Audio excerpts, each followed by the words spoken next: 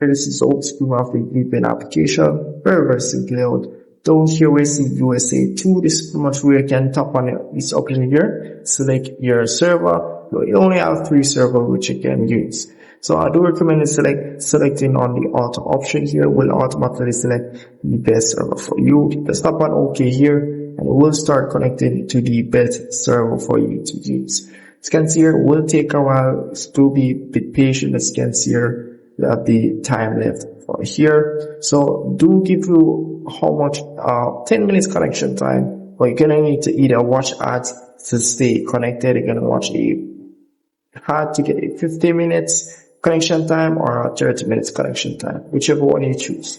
But anyways, that's pretty much it for this application. Very easy to use, very basic and very decent speed, but I do think the application do need some more servers which we can choose from.